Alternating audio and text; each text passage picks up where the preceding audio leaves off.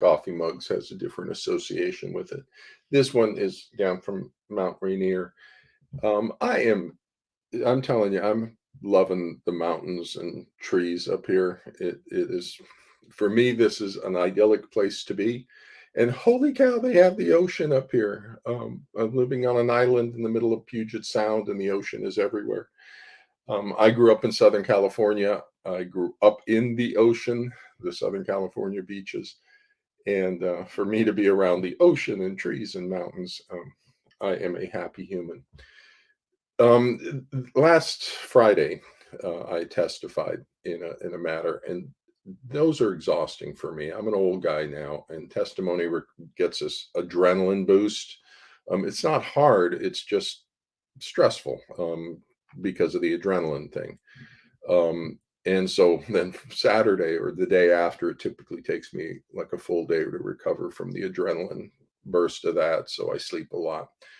And so I'm just kind of coming out of that on Sunday morning here, coming back to the world, the rest of you, and so I was wondering about what to talk to you about today over coffee, and I thought I would invite you into the officers' tent, basically, where I see things standing right now, and what I'm doing, and where the battle is raging on the different parts of the battlefield, and what's going on with stuff. So I'm not quite sure where I'm headed. I do kind of. We'll be talking about the forensic psychologists and what's happening in that domain because that's the where the real action is happening. Um, the Gardner PAS people are a sideshow. Um, Pretty much everything else at this point is a sideshow. It's all over on forensic psychology. The I understand where everybody else is because you're all for the parents. You're all trying to solve a situation in your specific family. You're trying to protect your child. This is the most important thing in your life going on right now, and that that has your entire focus. What do you do about your family? The problem with that is that the systems around you are broken, the mental health system and the legal system. And the reason the legal system is broken is because the mental health system is broken and it's not getting the proper information into the courts. And so when the two systems are broken, then there's no solution for the parents who are in those systems. And so we first have to fix the broken systems, and then we will have solutions for the parents in those systems. The problem is the parents who are currently in the broken systems are all focused on trying to solve that situation, and nobody's focused on solving the system. I am. And so that's what I've been doing for the past decade is basically fixing the mental health system so we can get a fixed legal system out of this.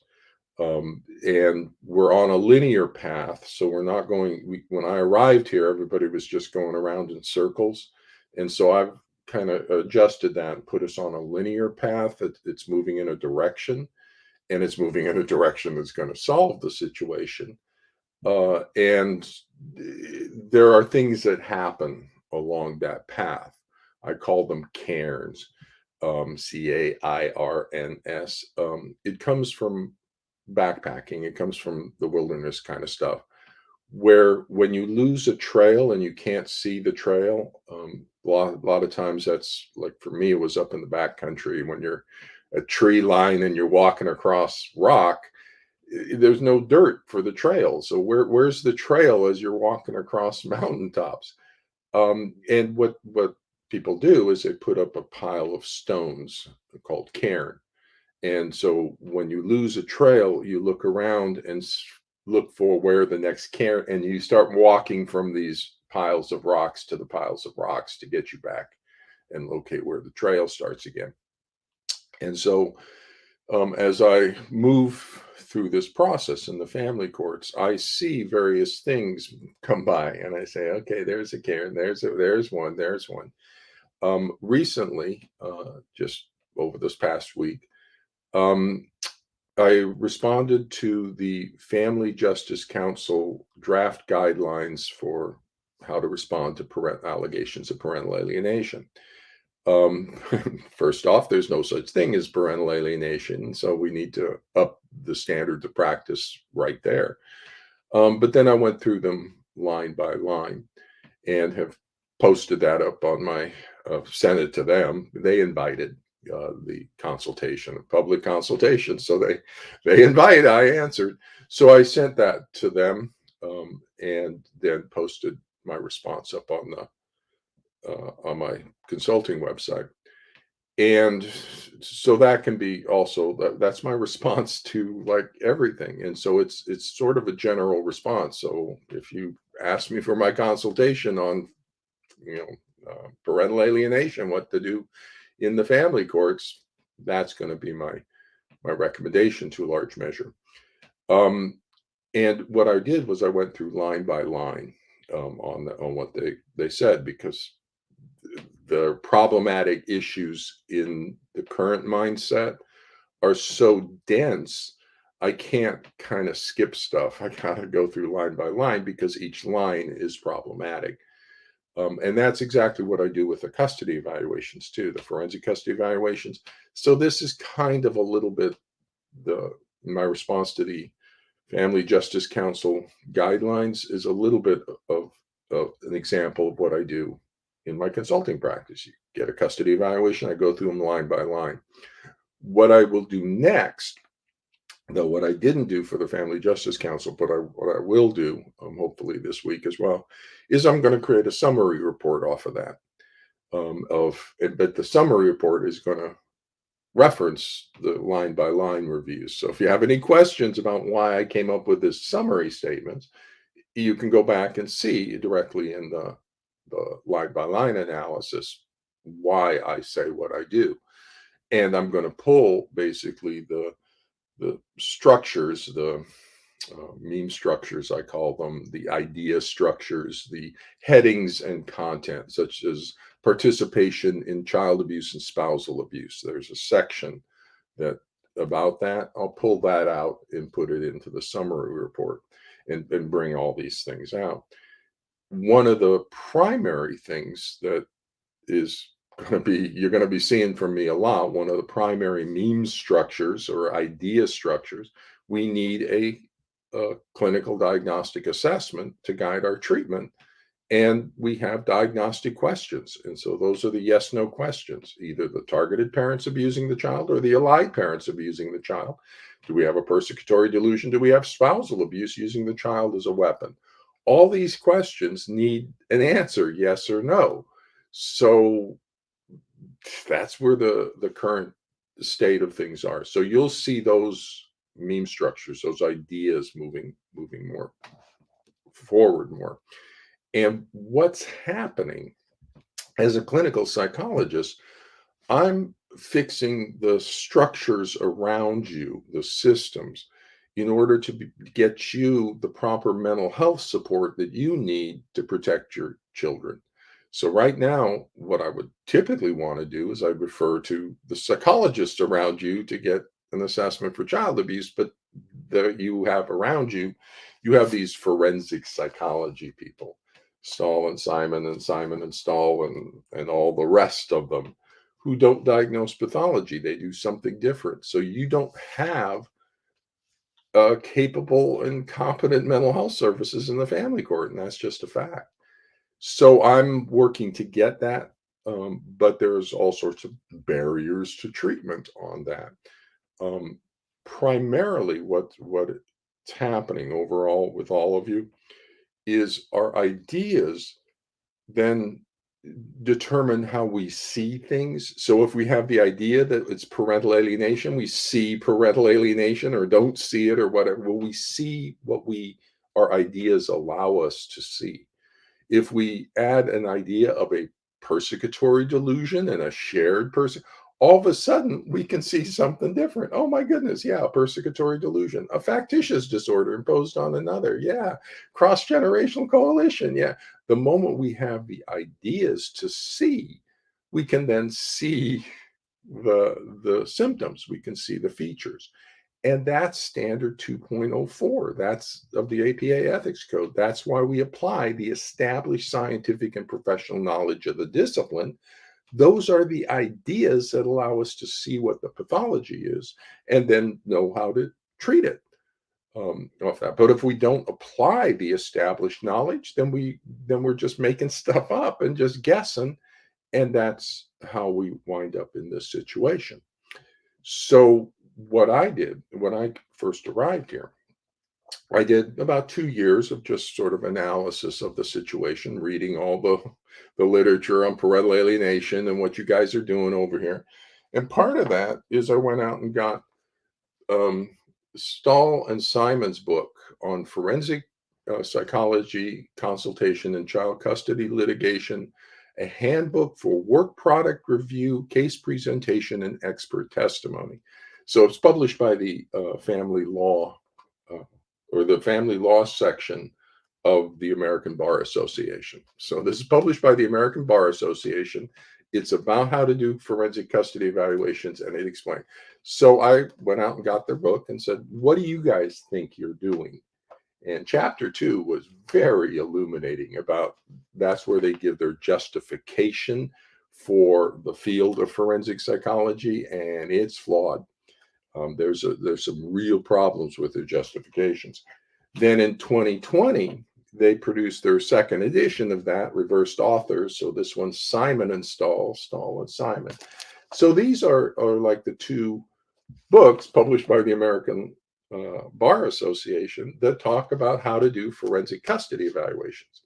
Now we have the New York Blue Ribbon Commission on Forensic Custody Evaluations that calls this, what they're doing, that it lacks scientific or legal value, that it's harmful to children, that it potentially results in disastrous consequences for parents and children, that they produce deficient or defective reports based on ideas of dubious quality, and that they voted 11 and 9 to discontinue the practice of doing this. They called it dangerous to children.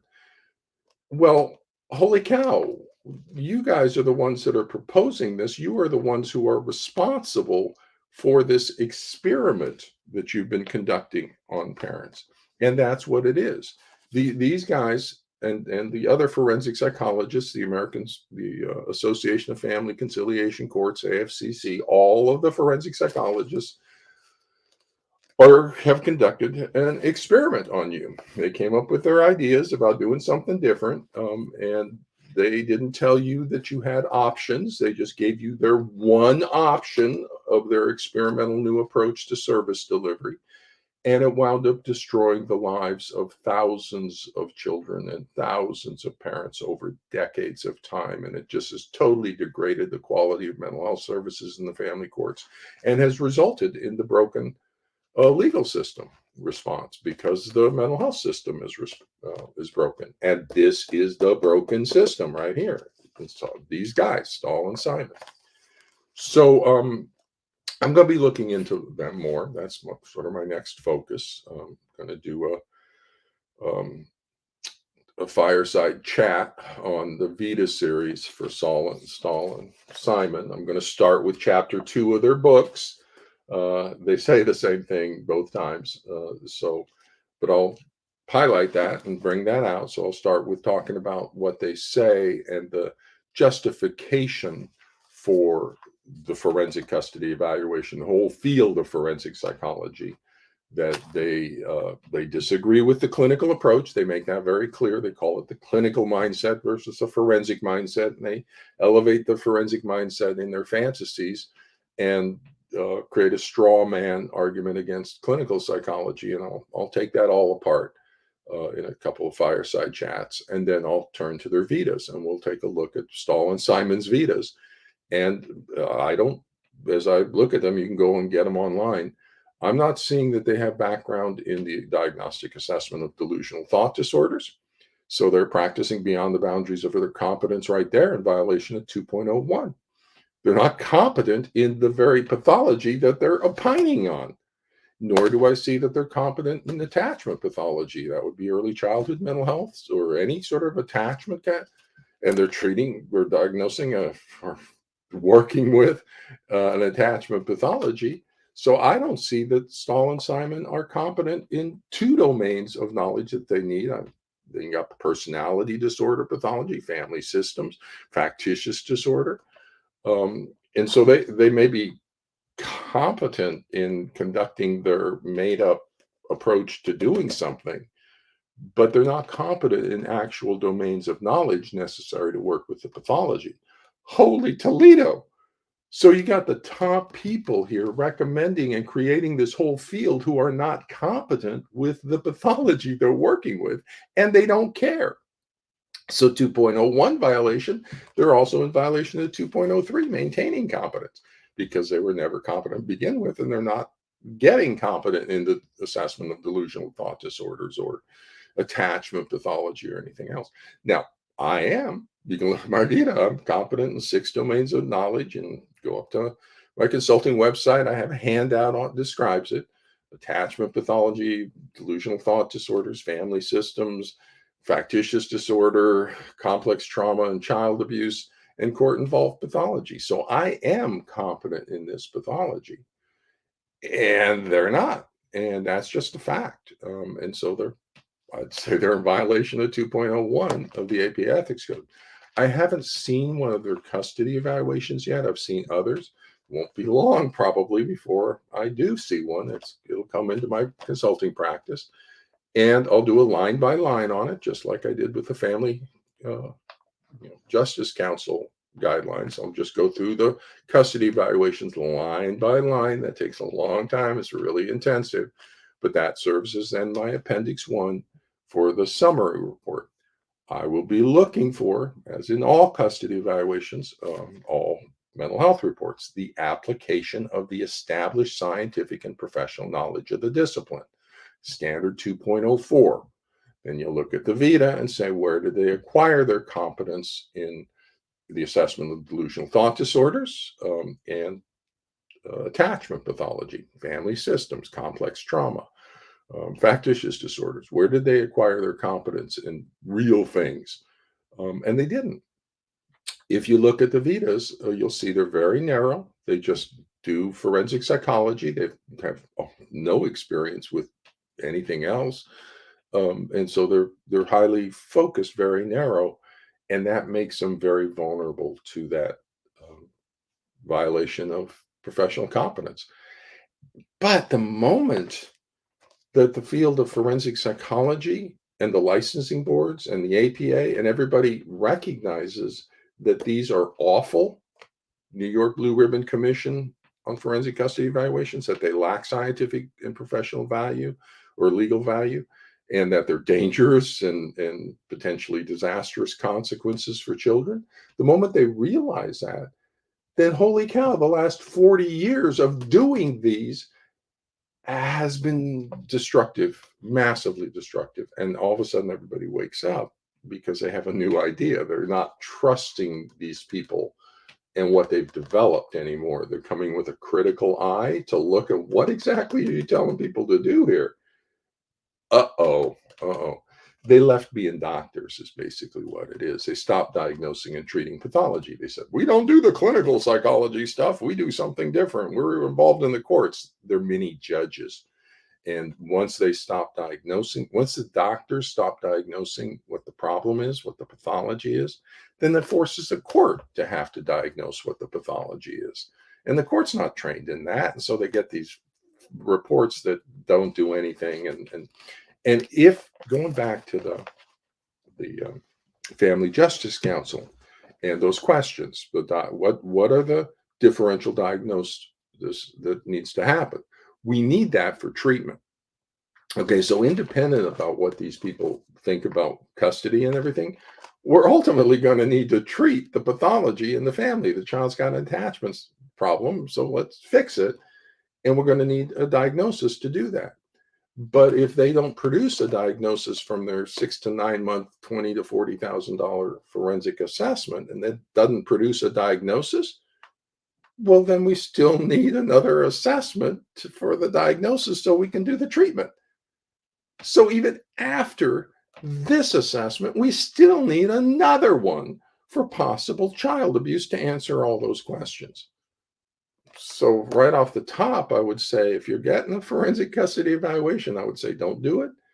But because you're likely going to be bringing it to me for a second workup on it, but you get them the questions, the diagnostic. These are the questions we need answers to. Is a targeted parent abusing the child? Yes, no. Identify what it is. Alternatively, is the allied parent psychologically abusing the child by creating a shared persecutory delusion and factitious attachment pathology in the child? And is there a shared persecutory delusion? Is there a factitious attachment pathology? And is there spousal abuse of the targeted parent using the child as a weapon? Those questions need to be answered. Those are risk assessment questions for a dangerous pathology.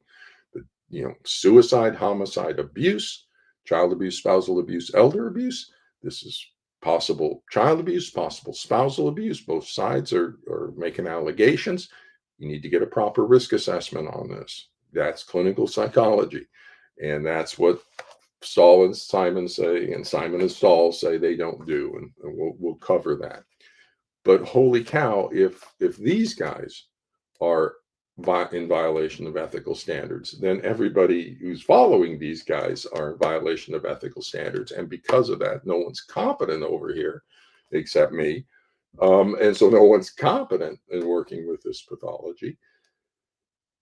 That's going to be a problem for the field. And so that's, as we're looking at the battlefield here, what's happening is ideas are changing. And what I have done is by defining the pathology entirely using established scientific and professional knowledge of the discipline, I activated the APA ethics code. I activated standard 2.04, 2.01, 2.03, and 9.01, a variety, and harm as well, 3.04. So we have a variety of ethical standards that were activated the moment we switched from defining the pathology as parental alienation, that there's no such thing, there's no competence for that. It's just a made up stuff. And so there's no criteria for which to hold the mental health person accountable for that.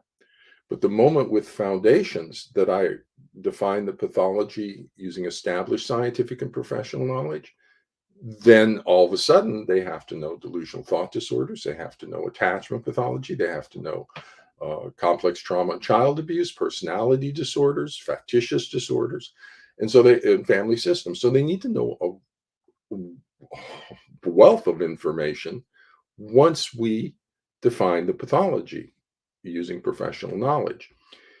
That's what I found when I first got here, is we had this parallel process of all the mental health people fighting about the pathology and everybody siding up on things. And one of the features, we had the Gardner PAS, parental alienation people, saying we want a new form of pathology in the DSM-5 for parental alienation. That's what this is, this new form of pathology with new symptoms. And we have establishment psychology and establishment legal professionals who are saying, no, that diagnostic model is awful, awful, awful. And it is. I don't care what the pathology is. The diagnostic model of PAS is an awful model for a diagnosis. So it's dead on arrival as a diagnostic system. And so basically the pathology captivated this group, and it's given you the worst possible diagnostic model to prove. Just awful. And you have to prove it in court to a judge at trial. Oh my God, that's almost so that's bait, is what it is. It's the pathogen. The pathology gave parents bait to keep them occupied so that they wouldn't develop an effective solution towards this. And so it kept everybody occupied. And so the arguments against parental alienation by the establishment psychologists are absolutely valid. There's no research support to it. It's a made up thing. It's an awful diagnostic model. However, there is a pathology over here, and so everybody's fighting about how to define it. Both of them failed their obligations. The Gardner PAS people should have taken the constructive feedback from establishment psychology and applied the established knowledge like I did. Family systems, attachment, personality disorders, delusional thought disorders, complex trauma. Apply the established knowledge. And it comes out, you work it out. It's, the attachment based model of parental alienation. It's cross-generational coalition, emotional cutoff. It's a shared induced persecutory delusion by a collapsing narcissistic borderline dark personality parent. And so it's entirely explainable and diagnosable from the applied knowledge. That's what the Gardner experts should have done. Somebody like Bill Burnett, he's a psychiatrist, so he's with the challenge. He's not competent in attachment pathology, but he should be competent in delusional thought disorders. He's a psychiatrist, but a shared delusion was in the DSM-4 the entire time. A shared psychotic disorder, shared delusion, and he never diagnosed that because he was so focused on this new pathology he thought he was creating, discovering parental alienation syndrome. And he's been so captivated by that, he didn't apply the established knowledge from the DSM-5. If you apply the established knowledge, you get a shared persecutory delusion. I'll cite to Walters and Friedlander, who cite back to me, that is a shared person, at least needs to be assessed. And it's child psychological abuse in the DSM-5. So diagnose that. Stop making up new pathology, apply knowledge. But they didn't do that because they don't know the established knowledge.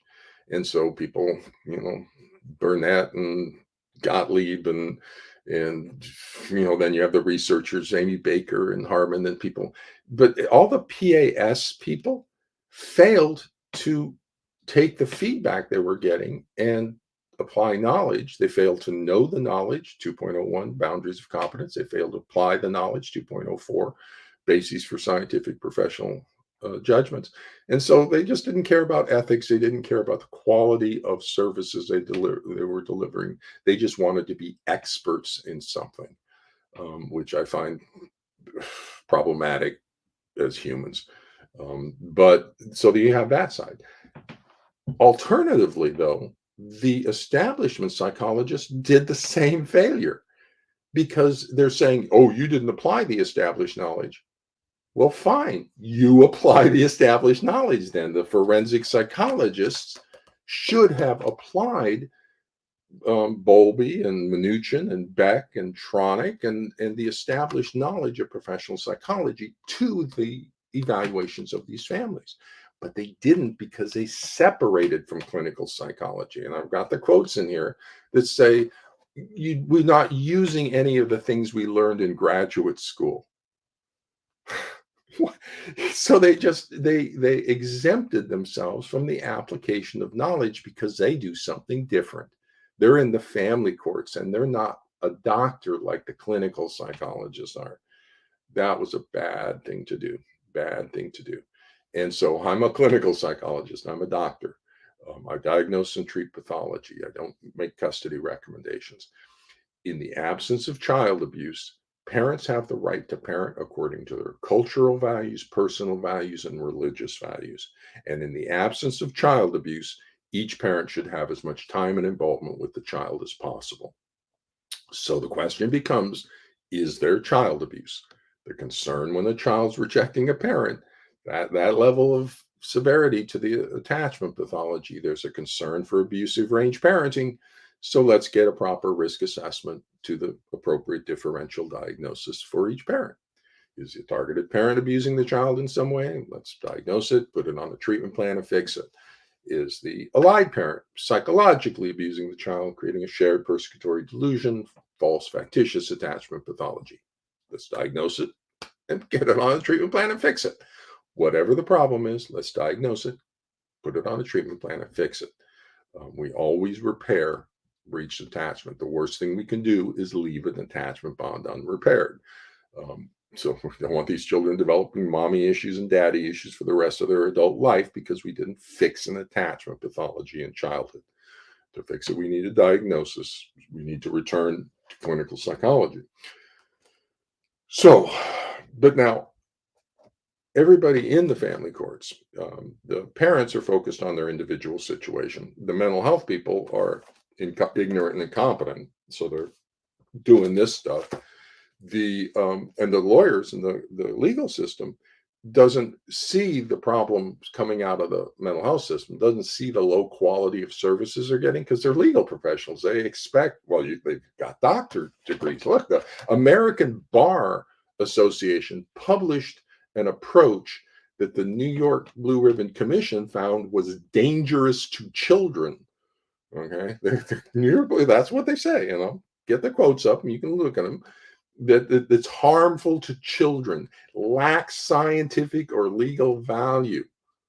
And the American Bar Association is publishing this and telling people that this is what we should be doing. So the legal system doesn't understand the low quality of mental health services it's receiving from professional psychology, but they will. And that's going to split the forensic psychologists who have been buddy with the legal system and attorneys. Is going to split them. And the attorneys in the legal profession, is because they've had 40 years of experience with these ignorant, incompetent, and unhelpful forensic custody evaluations. They're going to say, we want something better. Dr. Childress can give us a diagnosis of child abuse one way or the other, and whether there's a shared delusion, and give us a treatment plan to fix the situation. Let's do that instead of this. And so you'll hear the same refrains I made about the Gardner PAS people back in 2017, as I was trying to get them on board and saying, come on, let's switch to a new paradigm of applying established knowledge, and let's PAS, that parental alienation, has to go. It's done. It's 40 years. Parental alienation as a construct has solved nothing and has resulted in exactly the situation we're looking at: the low quality of professional services, the absence of accountability in professional services, unethical practice, just a nightmare in the family courts. No solution, no treatment, and that's the direct result of using parental alienation as a construct. 40 years, no solution. Scoreboard. It's done. Look at the scoreboard. Who won? Who lost? PAS lost. Pathology won. Done. 40 years. We need to move off of that. We need to move to a different approach.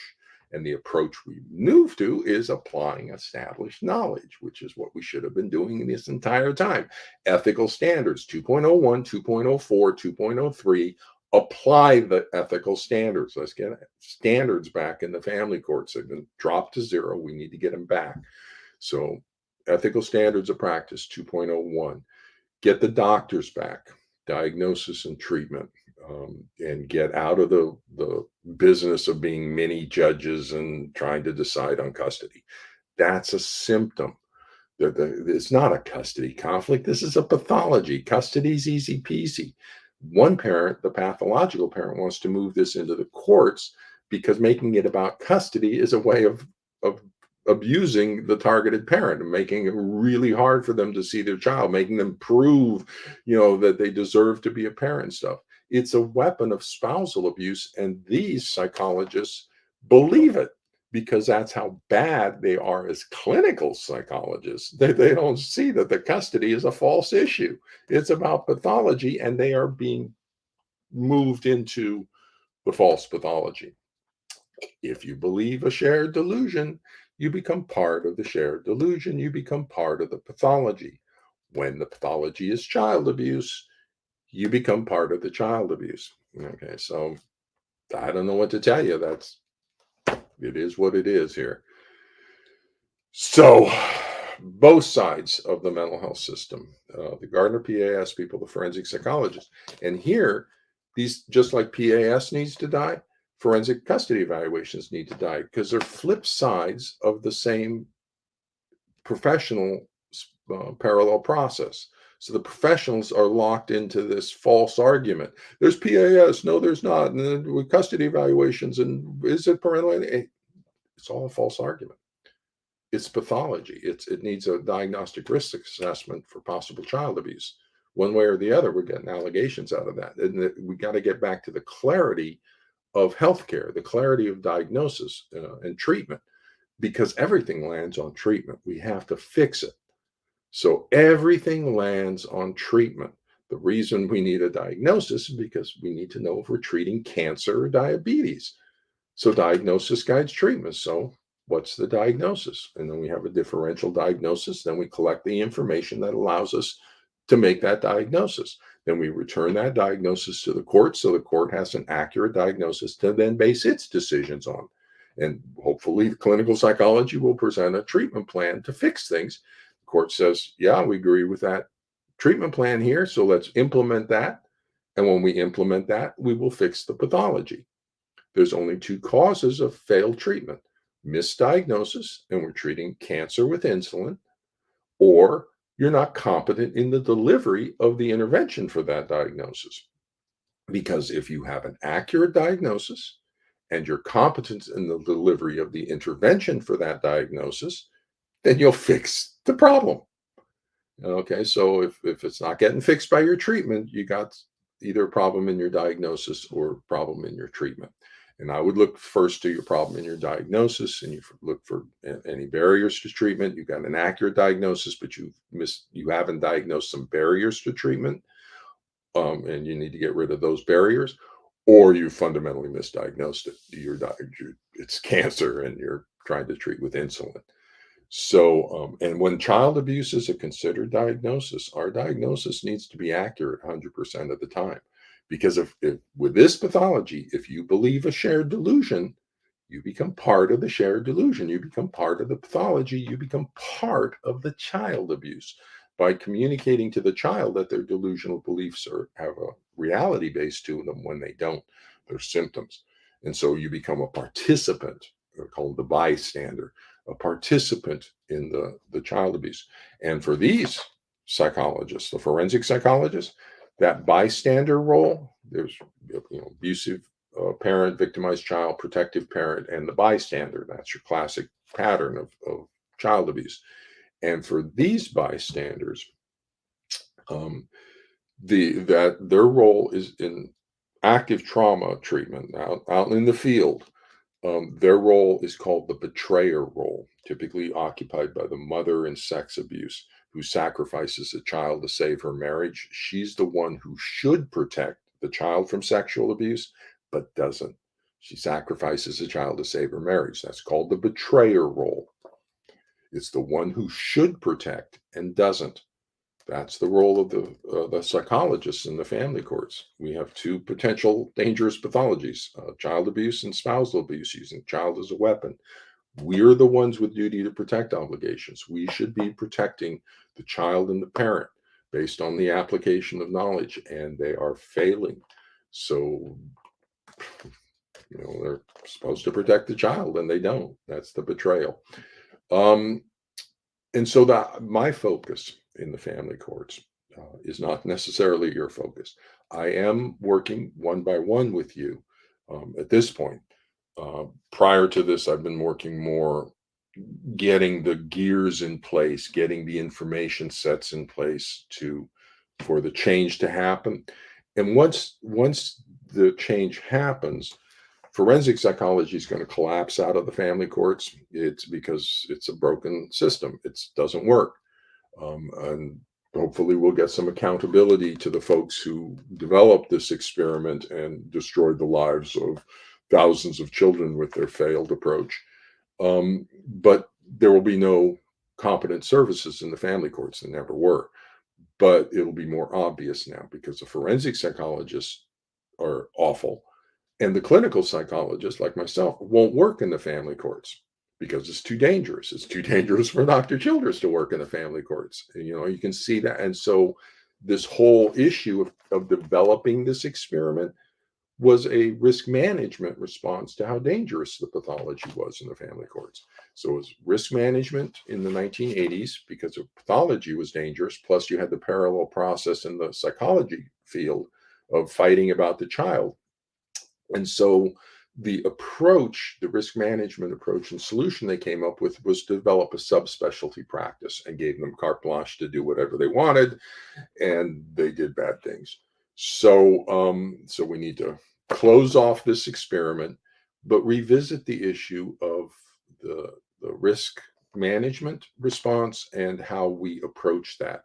We need to get clinical psychologists back. The problem there is that no clinical psychologists are competent in the family courts. The delusional thought disorder assessment is over in your schizophrenia people, but schizophrenia people don't work with childhood. They don't work with the trauma, attachment, pathology. They work with schizophrenia. The attachment knowledge is over in the 0 to 5 uh, subspecialty practice. That's the attachment system. But those attachment people aren't competent in the assessment of delusional thought disorders or personality disorders or family systems. And so all of the domains of clinical psychology aren't competent working with the family court pathology because they haven't been working for 40 years in this pathology. And so that's where I came over here with knowledge from schizophrenia, 12 years there. So I have that knowledge in delusional thought disorders, but I'm a child and family therapist working in complex trauma. It was just sort of serendipitous that during my master's degree, I got trained for 12 years on a schizophrenia project. Lucky, fortunate. I call them entanglements. You also call them synchronicities. But there's a pattern to my knowledge that is interesting. So I have that background. I also have 0 to 5, which is the attachment zone plus complex trauma and child abuse. My clinic got our kids from Child Protective Services. So the clinical director, 3 university assessment treatment centers, children 0 to 5. Our referral source was from Child Protective Services. And that was interesting because we would get these 3-year-olds or 2-year-olds or even infants who were placed in foster care and were referred to into our clinic. These kids cannot report history. Okay. They can't tell us all the traumas that they've been through. And yet I have to come up with the treatment plan for fix what's going on.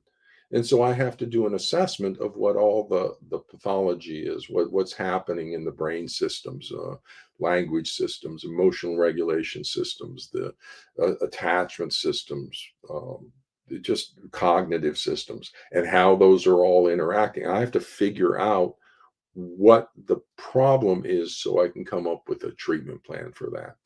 So in terms of attachment pathology, you have people like researchers like Tronick or Crittenden or Fonagy or Lyons Ruth. You have all the researchers in attachment.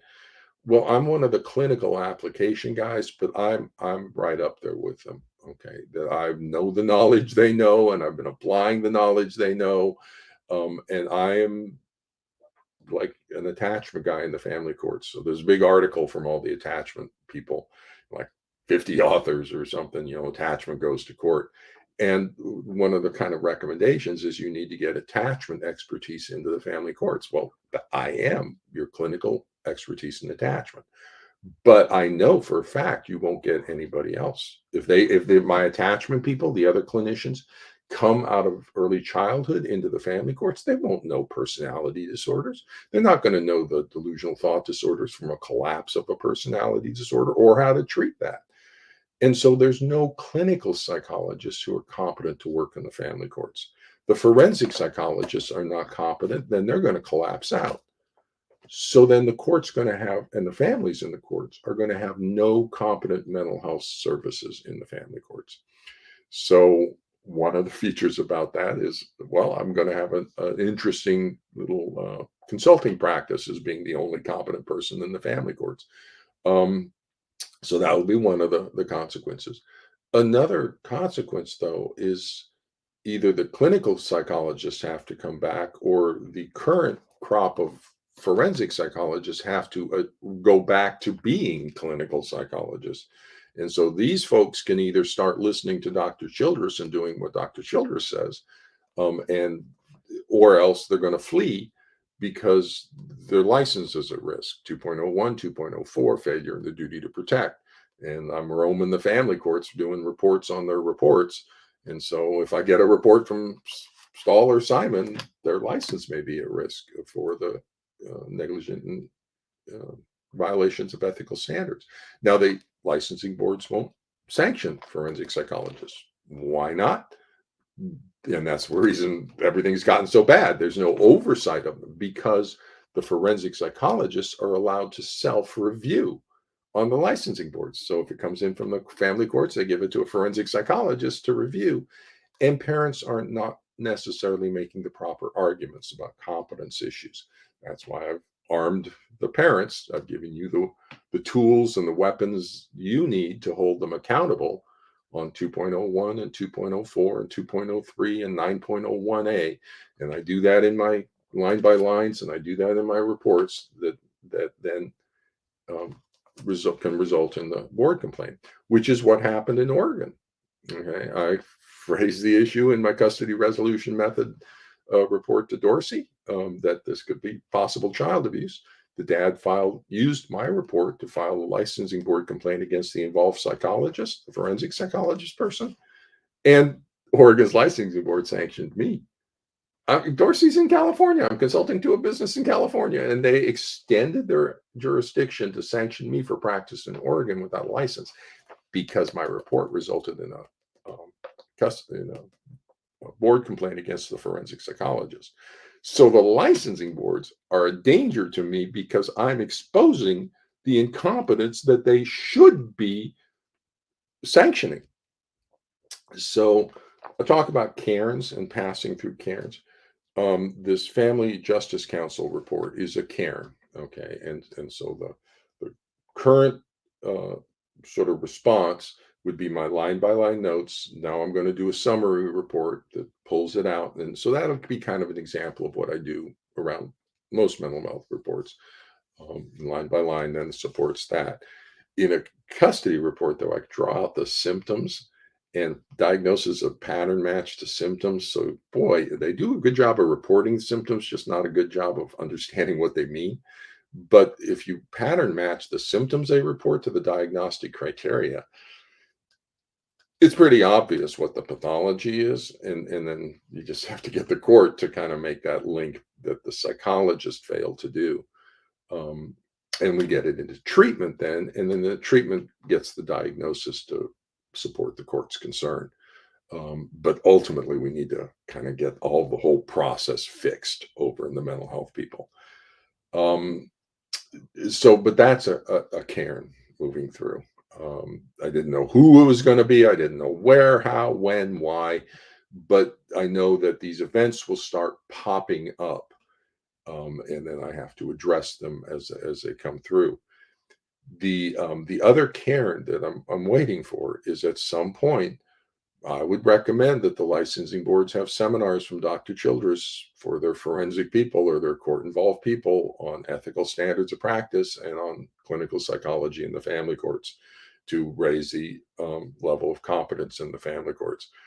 But until that happens, I know that there's certain idea structures that are not in place yet. Okay. And so ideas are coming forward. And what's happening is attachment-based model of parental alienation, ABPA. We can call it Bob, brutally obstructed bonding. I don't care what you call it, but the application of established knowledge is they're going to encounter these ideas from established knowledge that they're going to have to integrate. They're going to have to address these ideas that are coming to them. And I think that's very elegant on my part, what I did with that, because I had to construct something that was new that would challenge their existing ideas and require them to reformulate how they approach things. So it has to be new. but it can't be new because then it has to pass Daubert and Kelly Fry stuff, and everybody's going to fight about this new theory of Dr. Childress. So it has to be new and not new at the same time. I call them twirly things. And I did that. So the application of knowledge is new, but it's not new. It's Bowlby, Minuchin, and Beck. It's the established knowledge. And so I love those little things, my little twirly things. Um, and so they're going to have to deal with that and incorporate that knowledge. The critical thing is getting that encounter with the knowledge. So the moment we present that knowledge, then we have the encounter that will then produce the response, the risk management response, the professional standards of practice response, the response to this new information. And that's where Bill Burnett and all the Gardner PAS people were so significantly unhelpful, is that they would not present the established psychology with a challenge with this alternative information. And so they kept everything locked up in this parental alienation argument for another additional 5 years that it didn't need to last that way. We could have been 5 years further advanced if they had come and support the encounter of these folks with established knowledge. Okay. But now we're here. Whether they tried to obstruct, they tried to delay, it didn't work because it's moving on a linear path. It just delayed things. So all the families we lost, I'm sorry, I was moving as fast as I could get things to move. But now we are at an actual confrontation, an actual encounter of the flawed, thought disordered mental health processes of the people in the family courts. And they are thought disordered. They're not linear and logical. They kind of move associational in places, from unresolved trauma and the people above who are making these ideas. So there's going to be an encounter of the thought disorder with actual knowledge, which will then require an integration. And it's that integration, it's the response we're looking for. Just to link a little bit into the world politics right now, when Hamas attacks Israel, they know Israel's going to do a response. They know what that's going to be, and so they are inviting that response. They know what's going to happen, and that's what they want. They want to set up the response of getting Israel into Gaza, and then it exposes them and does all this sort of stuff. So, and that's part of what I'm doing. I'm not looking to get people to believe me or be a wonderful expert or do I'm provoking a response to information sets, and it's the response that I'm looking for. What are they going to do about this information? I know what they're going to do about it, because I know the idea structures, the meme structures that are at play here. And the interesting part going forward for me is going to be looking at the meme structures of what I did, what the old meme structures were, what I did to confront them. Some memes are symbiotic, some memes are predatory. So this Family Justice Council report is a good look at the competing meme structures of various things. And so, but that's a meta that we will be able to get into later. Right now, we're in 2023, fall of 2023. I'm kind of working on things regarding my practice. I have to get licensed in Oregon, Washington, and I have to get safe in the family courts. And so I'm organizing that. But then 2024, I'm anticipating it's going to be lost to Trump and the political stuff, and he's going to suck all the oxygen from the room. So nothing's going to happen except a lot of conflict. And there will be some integrations beneath the surface of some of the encounters with information. But really, 2025 is when I'm looking for things to begin to open up more broadly and maybe get the paradigm shifts that are happening. United States is where I'm focused. And so hopefully we get a shift in the United States, and then that will ripple out to the other internationally. So, but someplace like England or Great Britain with Kafka's, they could make the shifts already. They could start making those shifts, or in the Netherlands or Scandinavia region, or the Balkans, Poland, wherever, Canada, can make the shifts, um, that are necessary. But more likely, what's going to happen is the United States will shift, and once the United States shift, the energy will move along the pathways that I've established, and that's what I'm doing. I'm establishing connections so that once the information sets start to move through, there's already pathways that I call them ports of entry. Actually, hooks. There's hooks that into the meme structures of the existing ideas. So you have a meme structure that hooks, but it has to have a port of entry to get there. And so there's all sorts of technical stuff that I'm doing, but I'm anticipating that it's going to flood on out at some point. But the mental health system in the U.S. is going to be faced with a problem. It's not the family courts are not going to have competent mental health services in the family courts. I suggest the AFCC invites me to come do some talks to their people. I'm not submitting to the AFCC. They're the evil empire. But if they once they become aware, if they invite me over, then I'll do that, and that would be a cairn indicating that the idea structures have reached a certain point of change. Licensing boards, I think, are the first ones. They should be asking Dr. Childress to come talk to their people, do an online presentation, online debate. That'll be another thing I'll be pushing forward. Is let's get an online debate of anybody who disagrees with Dr. Childress. Forensic psychology versus clinical psychology in the family courts. Whatever it is, whoever it is, let's get it up there. Let's get the information out into the public's arena, and let's start talking about it, because this 1980s, this is a failed model of service delivery to a vulnerable population. It's a failed experiment. So now let's revisit the issue with all this experience we now have, and come up with a better, not only a better, an effective approach to resolving the pathology in the family courts. We can do that with autism. We can do that with eating disorders. We can do that with substance abuse. Let's bring it into the family courts. We need to get research over here. And the whole account I could talk all about that. You have Dorsey Pruder, who's a businesswoman, conducting research in the family. Where are the researchers? Where are the universities? It's just an amazing abandonment, patient abandonment by clinical psychology. That's what it is on our side. Clinical psychologists, they've just abandoned you. That's the second side of the betrayer.